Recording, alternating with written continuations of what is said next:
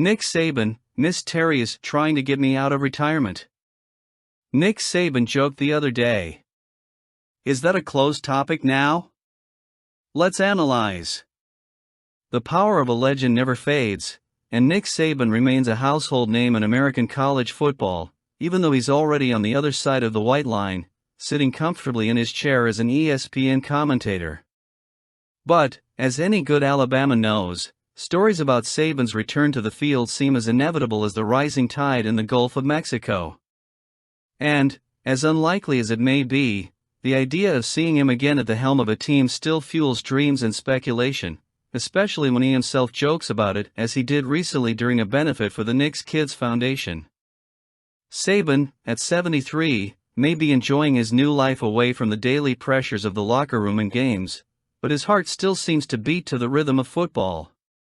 During the benefit luncheon at Bryant-Denny Stadium, he uttered a phrase that left many Alabama fans wondering, "Miss Terry is trying to lure me out of retirement." These words, delivered with lightness and humor, resurfaced that long-held hope of seeing the coach return to lead a team, even though it's nearly impossible to ignore the reality of his age and current trajectory. After all, we know that Mrs. Terry Saban has a unique influence on the day-to-day life of the man who won 6 national championships with the Crimson Tide. The comment came shortly after Saban made another joke about his inexperience with modern household chores, such as running the vacuum, something he confused with running the sweeper. This touch of human humor is what makes Saban even more admirable, even off the field. He's not just the strategic genius who shaped Alabama into a college football powerhouse, he's also a man who knows how to laugh at himself and who somehow still manages to capture our attention every time he opens his mouth. However, the talk of a possible Saban return didn't start with his own jokes.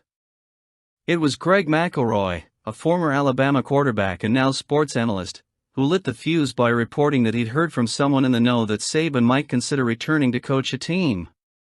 This statement quickly gained traction and landed on the desks of several SEC coaches, including Kirby Smart and Lane Kiffin.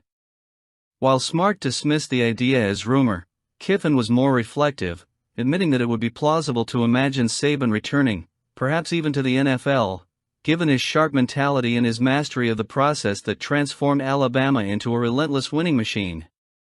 But, as Kristen Saban, the coach's daughter, pointed out on social media, he's not going to coach again. The message was clear and direct, nipping any rampant speculation in the bud. Despite this, it's hard not to think about the impact Saban could still have on football if he decided to swap microphones for the field again. After all, we're talking about a man whose vision and dedication to the game are unparalleled, and who has proven this repeatedly throughout his career. The 2025 season promises to be an exciting one, with Alabama facing Florida State right at the start, a game that Saban will certainly be closely watching, although he is scheduled to be in Columbus, Ohio, that day, working for College Game Day. It's interesting to note how Saban, even away from the field, remains a central figure in the college football landscape. Whether through his insightful analysis on ESPN or his casual, headline-grabbing statements, he remains an unavoidable figure. And while it's unlikely he'll ever coach again, the mere possibility of that happening is enough to keep Alabama fans, and football fans in general, dreaming of glory days past. And as long as there's room for laughter about vacuum cleaners and sweepers, Saban will remain the same charismatic and enigmatic character he always was, a man who, even in retirement, can still make us dream of the impossible. The offense promises to be an overwhelming force, especially with the brilliance it's been showing in training camp. One name, in particular, has been mentioned in practice and in the words of offensive coordinator Ryan Grubb, Jam Miller. And, if Grubb's confidence in his starting running back is anything to go by, Alabama is in excellent hands. Last Tuesday, after another intense practice session, Grubb didn't hesitate when asked about the running back's performance. Jam Miller, he said, with an enthusiasm that reflects the certainty of seeing a leader on the field. He's the guy. I love this guy. And with good reason. Miller, the most experienced and productive running back on the roster, has dominated practice with a combination of raw talent, dedication, and a mentality that makes him not just a player, but a role model for the group. With 668 rushing yards and 7 touchdowns last season, he's already proven he can carry the weight of the Tide's running attack. But what's truly impressive is how he embraces challenges. Grubb highlighted Miller's diligence, his willingness to perfect every detail of his game, even as a veteran. "Jam has done everything," said the coordinator. "He's committed to it body and soul, and there are things he can improve on. He's very dedicated to the process." This dedication is contagious. In a program like Alabama, where excellence is the standard, Miller is establishing himself as the heart of the backfield, leading not only with numbers but with attitude. He's the kind of player who raises the bar for everyone around him, and that's exactly what DeBoer and his coaching staff need to keep the Tide at the top of college football. The departure of Jalen Milroe, who rushed for an impressive 726 yards and 20 touchdowns in 2024, left a void in the rushing attack, but Miller is more than ready to fill that void and take center stage. But Alabama isn't built on just one man. The depth of the running back group is another area that has attracted attention. Grubb didn't hide his enthusiasm when discussing the other talents in the room. Richard Young, who rushed for 146 yards and 2 touchdowns last season, is showing improvement, especially in pass protection, a crucial skill for a balanced offense. Daniel Hill, meanwhile, has brought the expected physicality, combined with exceptional hands that could make him a versatile weapon in the passing game. Dre Washington, a transfer from Louisiana, is also progressing, while freshman A.K. Deere has been surprising. Grubb, who rarely singles out rookies, couldn't help but praise the youngster. "He was really shining this spring, and he's shown promise lately," he said. "I'm proud of his progress over the last few days." This combination of experience and youth is what makes Alabama such a feared team. With the guidance of DeBoer, who has already proven his ability to build dynamic offenses in previous stints at Washington and Fresno State, the Tide is molding a running back group that could be the backbone of a memorable campaign.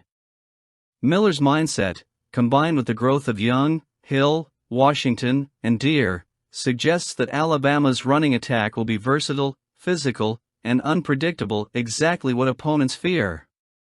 Kalen DeBoer is on a mission to maintain the legacy of victories and titles, and with players like Jam Miller leading the way, it's a good path. And returning to the subject of Nick Saban. When recently asked about the teams that could shine in the 2025 season, Saban proved, once again, that his instinct for identifying talent and potential remains sharp. And yes, Alabama is among those chosen. Saban spoke with reporters about the top contenders to win the SEC next year.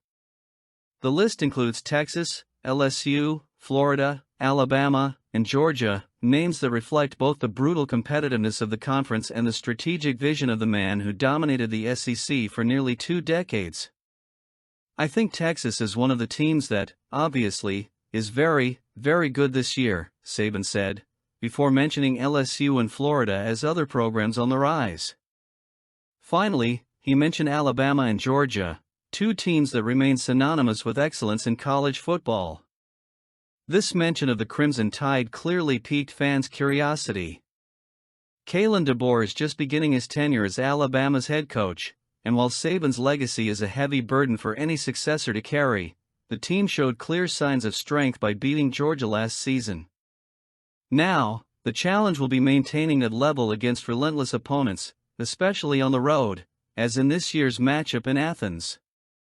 Saban, always careful with his words, seems confident in Alabama's chances, even though he is no longer in direct control of operations.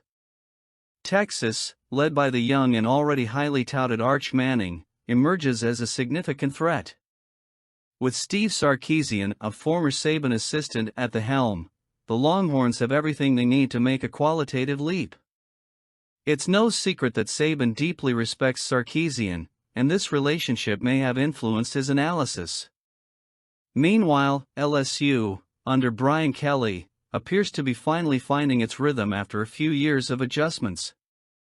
The Tigers roster is perhaps the most talented since Kelly arrived, and expectations in Baton Rouge are high. Florida, meanwhile, has an ambitious project led by Billy Napier, another former Saban collaborator. With DJ Lagway, a young and promising quarterback, the Gators could surprise many this season. Napier saved his job by closing 2024 with important victories, and now the focus is on building something lasting in Gainesville. But it's impossible to talk about the SEC without mentioning Georgia, led by Kirby Smart, Saban's former right-hand man. The Bulldogs have a lot to do, and the matchup against Alabama promises to be one of the most anticipated games of the season. Smart, who learned a lot from Saban's process, has shaped his own legacy, and the rivalry between these two programs remains one of the greatest spectacles in college football. Saban, of course, couldn't help but recognize the strength. He knows better than anyone what it means to compete against teams like Georgia and Texas, and his prediction that these two giants would face each other in the SEC championship game last season was spot on. Now, as he looks to 2025, he's broadened his horizons, also highlighting LSU and Florida as potential contenders. It's a scenario that reflects the depth of the SEC, a conference where even teams considered rebuilding have enough talent to wreak havoc. Meanwhile, Saban continues to build his new identity as a commentator. His work on College Game Day earned him an Emmy last year, cementing his transition into media. But even with the microphone in hand, he never loses sight of what truly matters: the game, the teams, and the players that make college football so fascinating. By naming Alabama among the favorites, he not only reaffirmed his respect for the program he helped build but also demonstrated that, even in retirement from coaching, his passion for the sport remains unwavering. When the 2025 season begins, Saban will be in Columbus covering College Game Day as Alabama faces Florida State. It will be a symbolic moment, with the legendary coach watching from afar as the legacy he forged continues to unfold on SEC fields. But of course we hope Bama comes out on top. Derek Dooley, who until recently walked the halls of the complex as the Tide's senior offensive analyst during Nick Saban's final 2 seasons, has taken a bold step outside the world of sports and is now aiming for a new battleground, the United States Senate, representing Georgia. The news, announced Monday, not only reflects Alabama's enduring influence on the national stage but also reinforces the program's legacy of leadership and impact. Interesting, isn't that? Dooley, with his firm voice and a tone of conviction, launched his candidacy in a YouTube video, promising to work alongside former President Donald Trump and put Georgia's interests above all else. "We need new leadership in Georgia," he declared, with the same intensity he likely brought to the Crimson Tide's offensive strategy meetings. His decision to run as a Republican against incumbent Democratic Senator Jon Ossoff is more than a career change. It's a testament to the kind of determination and grit Alabama has always cultivated in its players, whether on the Bryant-Denny field or beyond. The son of legendary Georgia coach Vince Dooley, Derek carries a surname that resonates with history and tradition in Southern football. His career in the sport is a testament to his dedication, from his days as a graduate assistant at Georgia in 1996, to coaching positions at SMU, LSU, and even in the NFL with the Miami Dolphins, to assuming leadership roles as head coach at Louisiana Tech and Tennessee. Even after challenges, such as his departure from the Volunteers in 2012, Dooley found ways to reinvent himself, working with the Dallas Cowboys and later as offensive coordinator at Missouri, before returning to Nick Saban's orbit, first with the New York Giants and finally at Alabama. His tenure with the Tide, especially, was marked by significant contributions to the offense, helping shape strategies that kept the team competitive in an increasingly competitive environment. During the 2023 Nick Saban Legacy Award, Dooley didn't hesitate to express his gratitude to the legendary coach who guided the Crimson Tide for more than a decade. "I owe almost everything to Coach Saban throughout my career because he truly taught me what it means to be a football coach," Dooley said in Birmingham, his emotion echoing his pride in being part of the Alabama family. His words are a reminder of the lasting impact the program has on those who pass through it, molding not only athletes but also leaders willing to take on challenges in any arena. Dooley's transition to politics is not an isolated incident. He follows in the footsteps of another Alabama football figure, Senator Tommy Tuberville, who left the Auburn field for politics and now plans to run for governor. Even Auburn basketball coach Bruce Pearl has been mentioned as a potential Senate candidate, demonstrating how college sports in Alabama serve as a breeding ground for leaders who transcend the game. For Crimson Tide fans, this is a source of pride. The program not only produces victories on the field, but also develops individuals who take the discipline, teamwork, and resilience learned in Tuscaloosa to impact the world. Anyway, curious story, success to the guy. Leave your comments now.